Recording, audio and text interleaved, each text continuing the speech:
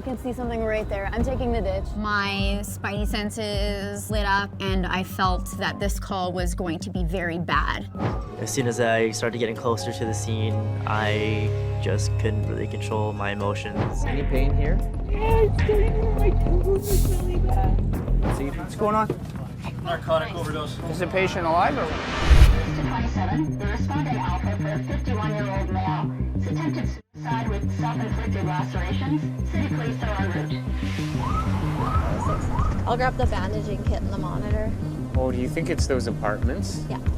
When we get called for a suicide attempt, the first thoughts in my mind are the location of the injuries, the depth of the injuries, and the number of injuries.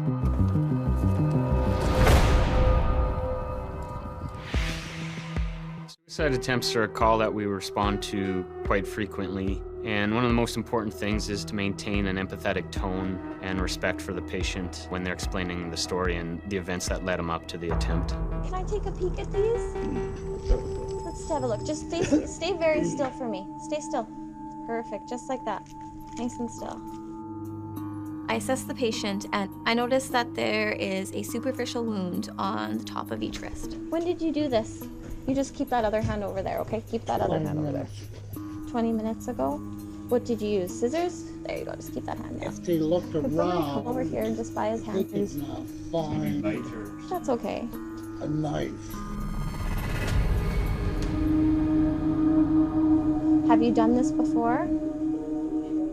Yes, many times. Yeah. The patient tells me that he's attempted suicide several times before. Is it just the wrist? Or anywhere else? Well, we're gonna take you to the hospital and get you somebody to talk to, okay? And we'll take good care of you. Although the wounds are superficial, they still need to go to the hospital to get checked out, and he will need to go see psych. Have you been in psych before? Yes. Yeah. I don't want to hurt anybody. Oh, we know. Myself. I understand. In this situation, the way Holly handled the call, listening to him, sometimes a person in the situation that he's in just needs someone like that. Why don't you come with me? You got some shoes by the door? For this patient, I think he just needs somebody there for him. I think it's just a cry for help. It's tough to speculate on the intentions of a person in this situation. There, now you can see. Whether they were committed to killing themselves or looking for help, it doesn't really change what we do. Sometimes people are at a situation in their life where they can't cope anymore. And their last resort is to call someone to their house to help them out. And that's the paramedics. 8234, you're responding to a 50-year-old male, difficulty breathing. Oh, this could be good. That was sweet. Oh, I think I'm... Oh, it's not this one, is it? Yeah, I think it is. Oh, God. This house is known for its gang activity, for its violence. So this is a house we've been to quite a bit, and it can be kind of rough, so just kind of keep your head on the swivel. When you go to a call at that house, you just be extra cautious. Hi guys, last time I was here, the guy had a knife. I recognized the house. I'd been to a call there before. Some of the people that hang out in that house are known to have weapons on them. 10-4. Hello, ambulance. Despite knowing the nature of this house, we don't wait for the police. This gentleman could be having a medical emergency. Hello? Ambulance. Can you put out your cigarette, sir? If you're smoking and short of breath, let's put that out. We've got oxygen here, okay? I need it now. If you're short of breath, no, nobody's smoking in here. Okay. Go for it, take the whole thing. Just gonna cancel the fire department here. They're just walking up. Can you slip your arm out of here? What's going on today? Do you have anything sharp on you that could poke or stab me? As if I would. The last time you did. No, I didn't. Yes, you did. You had something sharp. Might have been my- Might have been your... So how come we're here? I'm gonna die tonight. I know I will. You feeling short of breath? Yeah, I am. How long has that been going on for? I don't give a shit about what I did right now. You know what, sir? We're just here to help you, right? So you have to help me help you. If you're not willing, to have us here. Call you. Who called? They did. Okay, maybe I'll just go chat with them and figure out why we're here. Excuse me. Hi. Did you call for us? Yes. Okay. He's just saying he doesn't want an ambulance, and He was trying to call one and freaking out, saying he wanted an ambulance here. So I called for him, and then I told him they were on his way. He's like, good. And then now he doesn't want it. So initially he did want the ambulance, Yes. and that's why I called. And all of a sudden Because he was like trying to talk to me. He was like gasping for air and trying to talk, but he couldn't. Right. Your blood sugar is 6.6. Your heart rate's 111. Sats are 95, 110 on 78. From what we can see, all his vitals look okay. What I think is he's potentially just sad. He's having a psychological problem. And you currently don't want to go to the hospital? Well, is everything okay? I'm fine. Vitals are okay. Yeah, you don't have to go to the hospital. No. We just come when we're called, and okay, I guess that's it. Have a good day, Ron. Have a good night. It's hard walking into houses like that, knowing that people don't live as well off as I'm living. It's hard to see somebody struggle. They kind of get tough to see when you see it every day or every other day. How did you get your prosthetic leg, Ron? I fell 36 feet in North Battleford. What happened that time? I fell off the bridge. In North Battleford? Me and my buddy, we went drinking. Yeah. And we were up on the bridge and I fell through the bridge. Lost my leg. It became pretty apparent to me that he just needed someone to listen to what he had to say. Sometimes I've been here and there's been, 5, 6, 7 other guys and you don't even know some of them. I can't do nothing. I can't fight back. So how do they get into your house? They just opened up the door. I knew that I couldn't fix his problems, and he knew that I couldn't fix his problems. But just talking about him, I think, makes him feel better. But if you need something else later tonight, you let me know. You just dial 911, okay? Yeah, it'll be okay. Okay. I feel like he just wanted to have his voice heard, and we're there to listen. Page 34, we're responding for a 35-year-old male. He's been stabbed. No other details at this time. Code is en route. Instantly. We both feel it. We both know that it's something serious. He's not completely alert. Multiple Multiple stab wounds. stab wounds. Outside Saskatoon, Idle Loud Drive South. Okay, so if he's legitimate, multiple stabbings, we'll just get him in the truck. Yeah, and then we'll just go. Page 34, call has just been upgraded to Delta. We're just over there. So city police, they want to know how long it's going to be before we get there. That happens very rarely, and when it does happen, Holly and I both know that that's a serious call. Come on, lady. Keep your head on the swivel. There he is, right up against the wall.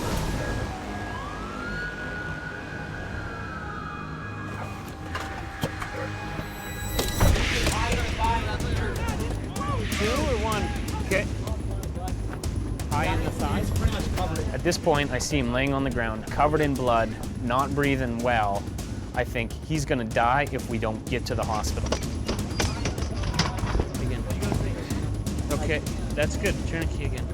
So the same cop that we seen earlier in the night has now got a tourniquet on the second stabbing, buying this guy a chance to get to the OR. Femur. Femoral artery, maybe. It's covered up, it's right here. The patient was stabbed in his femoral artery. He is bleeding to death. Yeah. Did you guys take him out? Yes. Yeah. Cover him up. Left femur. We'll be going to the U. It's covered. Oh, okay. We're just gonna get a quick pressure here. How old is he, do you think? I'd say 34, 35 maybe.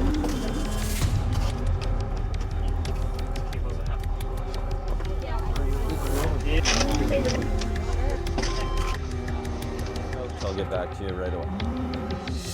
We're good? Yeah. Shelby, you're gonna ride?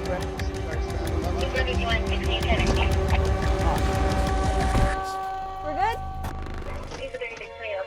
Just yell those vitals for me when... I can't get an accurate pressure, Holly. Heart rate is 33. He's gonna code here right away.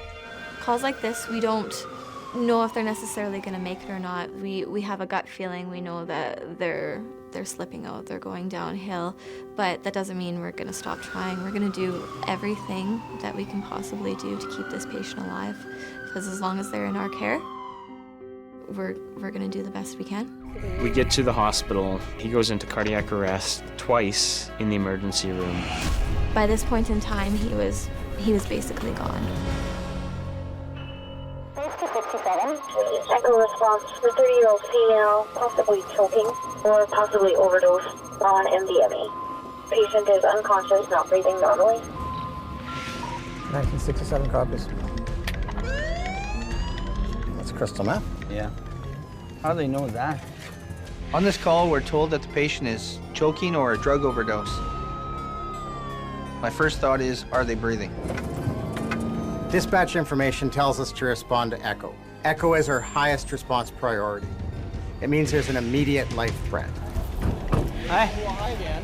Hi. One victim in there. We got another one going down over here too.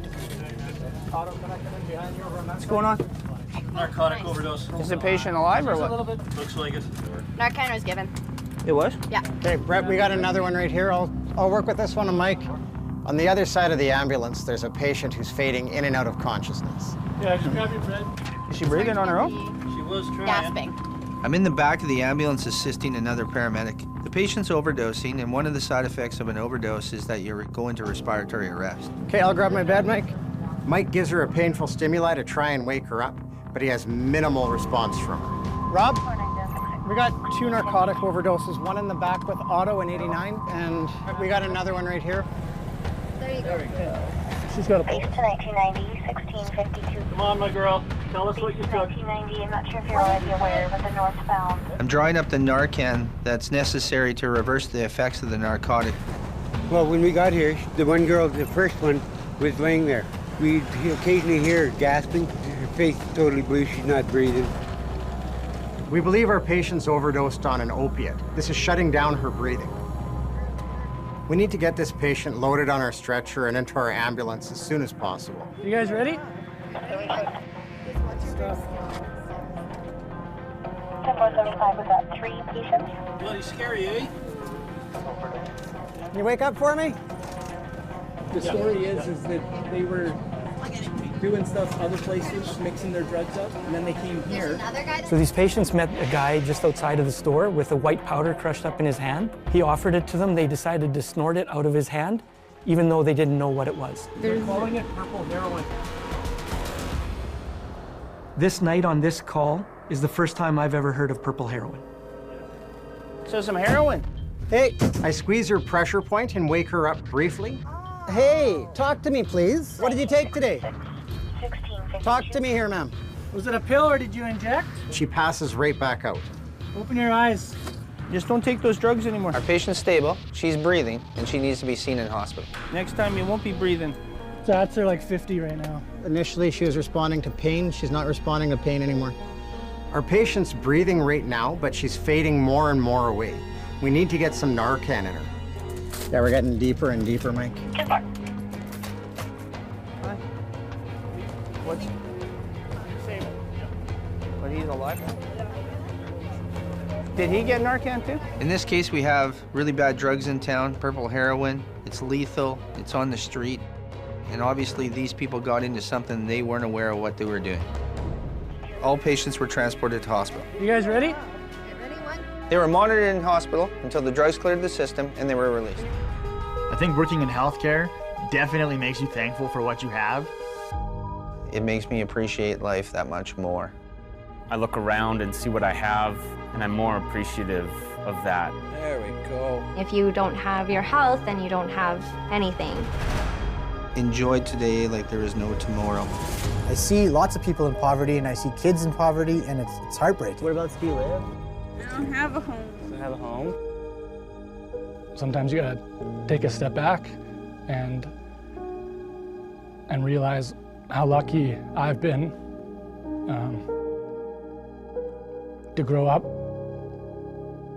with the family that I've had.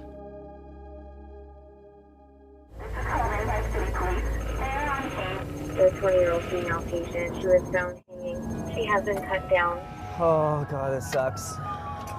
Don't think about it until you get there. No.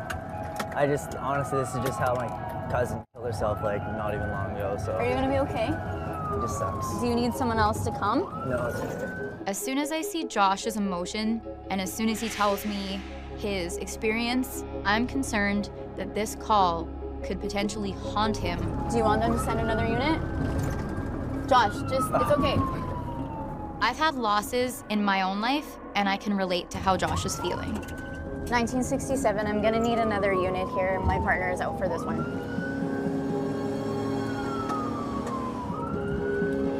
It's okay, buddy. It's okay, it's okay. Right away, some thoughts and some feelings kind of started rushing to me, and as soon as I started getting closer to the scene, I just couldn't really control my emotions. Okay, it's okay. It's okay. Rob will be there. It's okay. I can handle this until we get Rob here. Fire's here, they can help me as much as they can. Just don't come in. Don't mess yourself up. Okay? Just stay in here. It's okay. I'll be fine. I promise. If I need you, I'll call you, okay? Just stay. This was an unusual call for me in the sense that it was just so close to the events that happened. No. Just stay. It's okay. I'm not concerned about him not being able to perform his job. I'm more concerned he's gonna try and come in and he's gonna try and help me and he's gonna wanna help the patient. But in the end, it's not gonna help him. Are you awake, honey? What's your name? It's hard to try to keep everything in all the time. You know, you do your best to try to desensitize yourself, keep everything inside without showing that emotion. There's no real way to prep yourself for somebody who's trying to take their own life. I find some things just have a certain trigger. Did you lose consciousness when this happened? I couldn't unconnect myself to what was going on in my life, and that's never happened to me before. When I see her walking out of the house on her own, I am happy that, you know, the outcome wasn't how I anticipated it to be. In May, my cousin who's 17, she hung herself kind of in a similar fashion, and I never had anything like that ever happen in our family, and it was kind of one of those things I just was not expecting. Those are definitely tough calls. I think everybody's been touched by something like that. So when you have something that hits you with the same age demographic, it's really hard to deal with. I thought it was gonna be okay. Josh is young, and Josh is having to learn to deal with kind of the pitfalls and perils of the job. And this one hit him a little bit close to home. Josh and I have a pretty close connection over what it was, because his cousin that took her own life, I was the one that had to work that cardiac arrest and call her. It hit too close to home.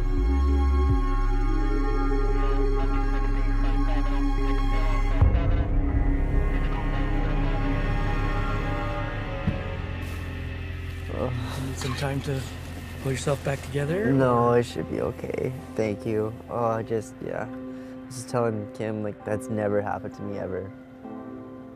No. Never lose that human touch, but at the same time, that's why you're going to be good at what you do, because you care. If you didn't care, yeah, it wouldn't hit you. I've been there.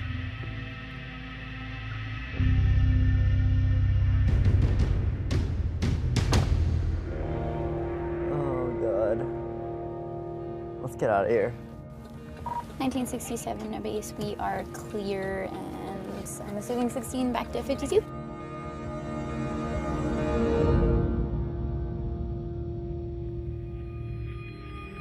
I thought it was gonna be okay.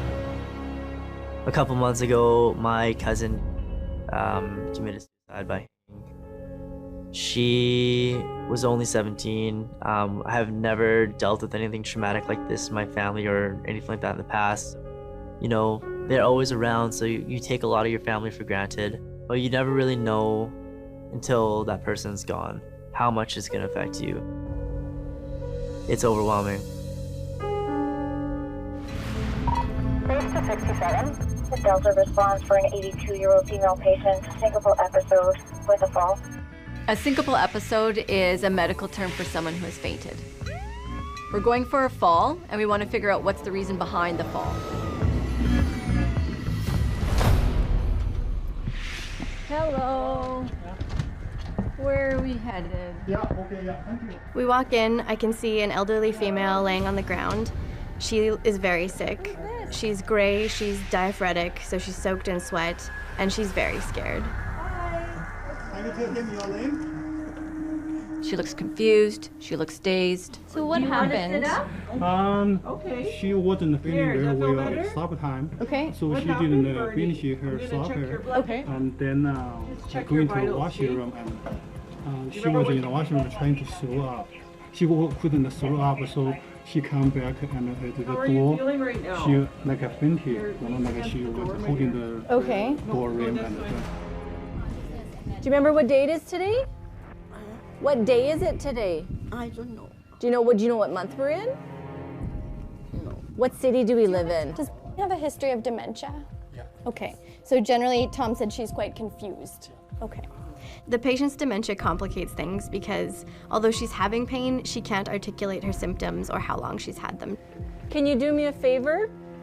Squeeze my hands. Okay, good. How is she on a day-to-day basis, sir? Is she normally confused? Will she converse? Is your breathing easy? Yeah. Yeah? Yeah. Okay, are you dizzy? No. she had no sense of time, date. Okay. So your tummy's the worst? Looks like an inferior STEMI. The ECG shows the patient has a blockage in her heart. She's having a heart attack. We're gonna lift you and carry you outside to our bed, okay? Okay. We're gonna put this other one way up here. I feel bad for our patient. She's confused and not understanding why she would need to go to the hospital. Hello? Hi, my name is Alicia. I'm a paramedic. Okay. I'm here with your mom. Right. Well, what's the matter? Like, what happened? Okay, there. She is possibly having a heart attack. What? 1, 2, 3. I need to ask you a couple questions. Let's get you covered up. You must be very cold. In the event that her heart does stop, does she want CPR done? Yes.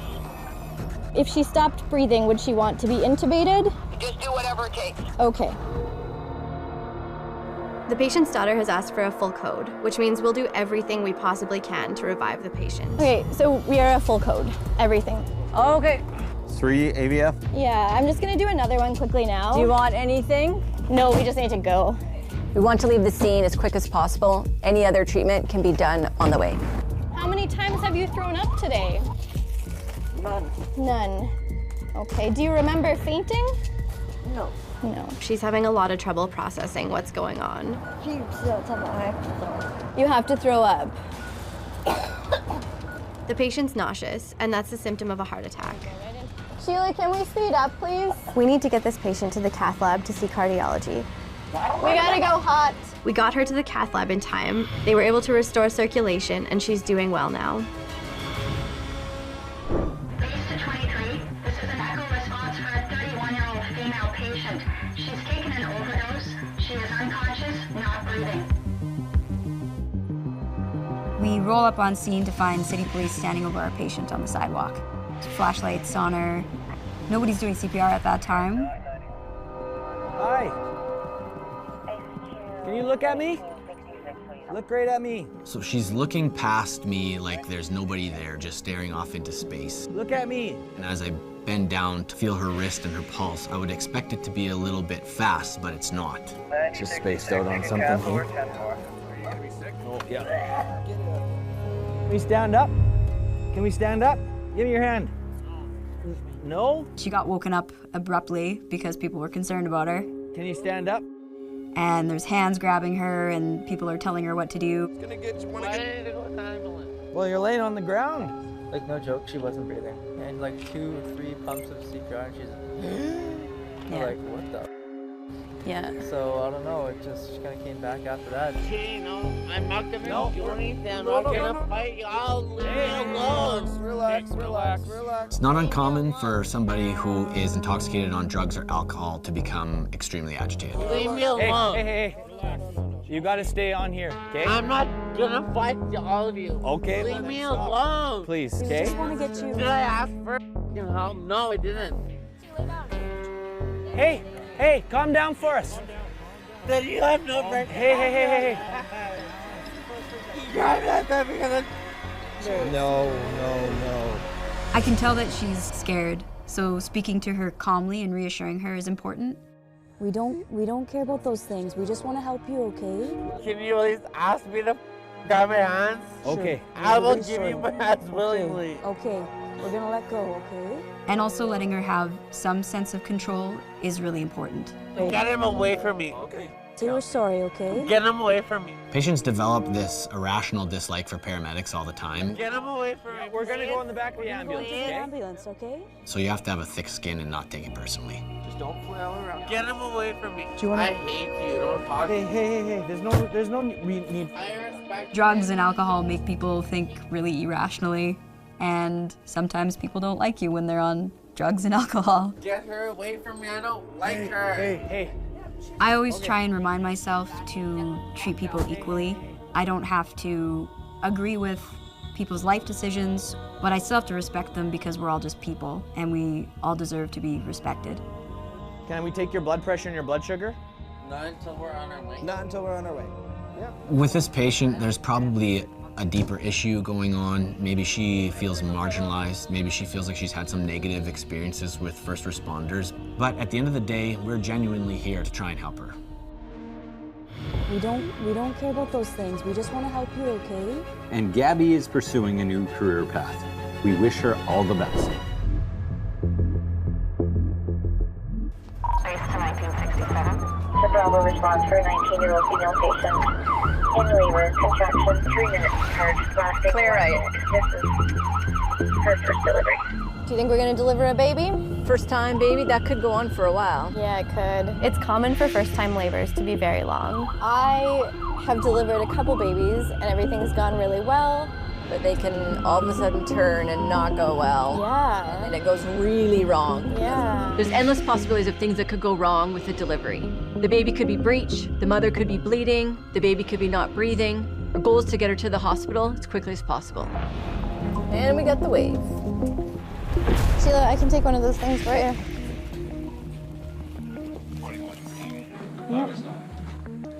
1967 with patient. Hello, what's your name? Taya. Taya, I'm Sheila. This is your first pregnancy? Yes. How many weeks are you, my dear? 37 weeks is a bit early, but it's still considered term. Has your water broken? Her plug came out. No. My Mucus plug went. came out? Yes, Okay. 2 hours ago. Okay, your contractions are how far apart? Around 2 to 4 minutes. And lasting how long? About a minute. As labor progresses, the contractions will get longer, more forceful, and closer together. Are you contracting right now? I don't want you to push, I want you to breathe. Breathe good breaths. You can squeeze this hand if you want, okay? 98, 130. Okay, have you been feeling the baby moving today, earlier tonight? Yes. Yes, fantastic.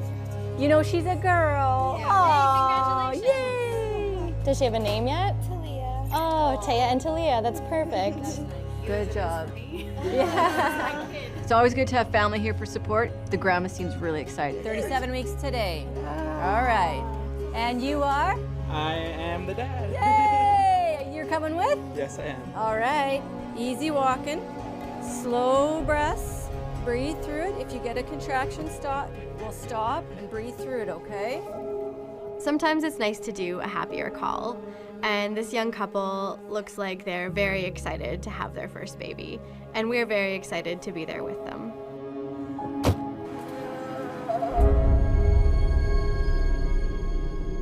Okay, you're starting right now. On the call with the young pregnant lady, breathe good breaths. You can squeeze this hand if you want. She had a long labor. Baby was born the next day with no complications.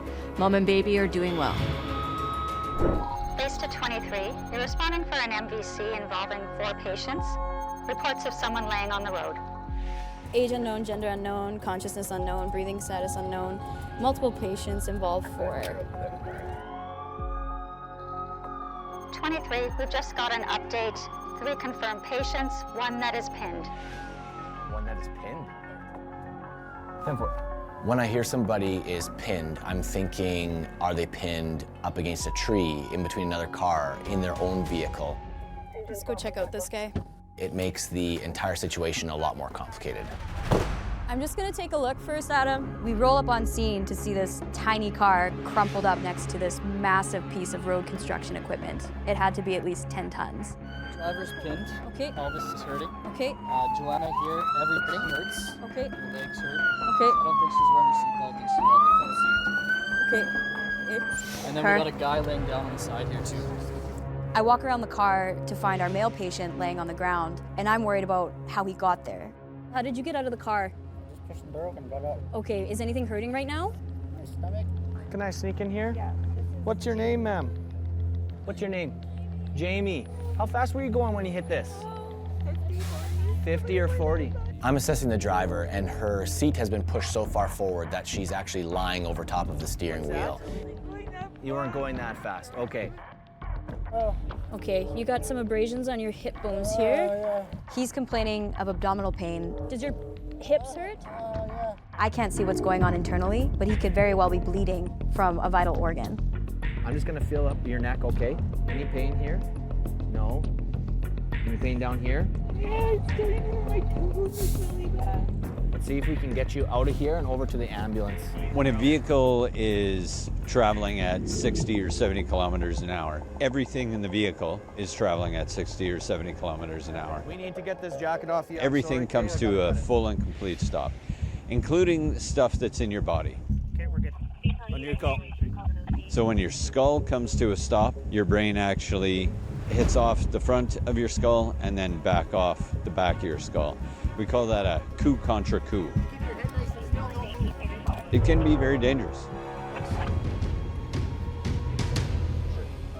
So she was the driver. They were going about 50 kilometers an hour. I'm just glad that the people were wearing their seatbelts and didn't get thrown from the vehicle. Okay. If you're not wearing your seatbelt, you turn into a flying object inside that car, We're going to St. Paul's. and you can hurt other passengers as well as yourself. On the motor vehicle collision, our male patient ended up acquiring a tear to his mesenteric artery, which caused blood loss to his small intestine, and he required emergency surgery. After his surgery, he made a full recovery. Any pain down here? Yeah, it's getting in my toes. It's really bad. The driver ended up having a broken pelvis, and it required surgery. She spent over 3 weeks in the hospital, and months later is still recovering. Base to 28. Start responding Alpha out Highway 41. We'll get back to you with details. Some sort of MBA.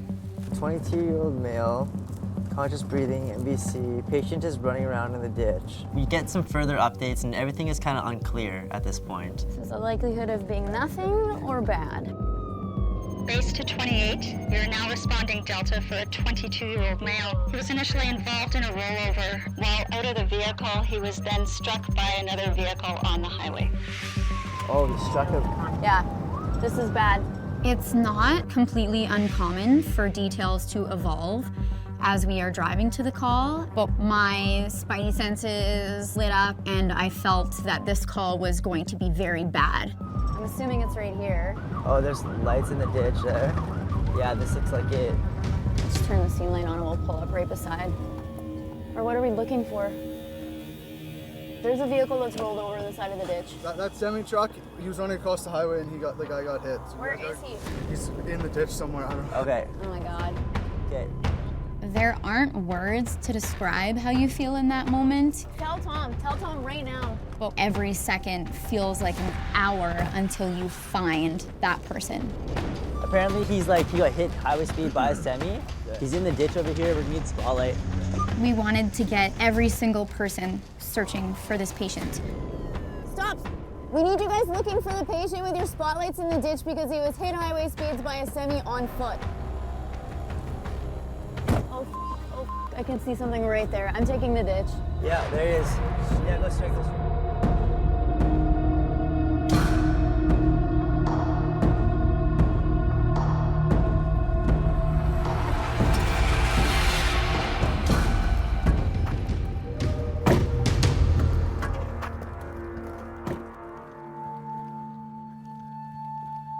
Is he alive? We got a pulse. Yeah. Get on the stretcher. Get on the radio, tell him we're C-Task 1. He's agonal rest. We need to get him on the stretcher now. He's gonna code. We're trauma alert to you, CTAS 1. He's barely breathing, so move fast. We gotta go now. This patient needs to be in a trauma center in order for him to survive. If both of his legs are broken, we need to extremity lift him, life before limb, we gotta move. He's gonna die a lot faster from his heart stopping than his bones being broken, so my primary focus is his heart. Okay, you guys ready? 3, 2, 1. Just stay with us, buddy, okay? Keep breathing, you're doing good. I don't know if he was thrown, I don't know anything about him. That's the one that hit him as far as I know. And then as soon as we get in here, just go. And I need a firefighter. 2 firefighters.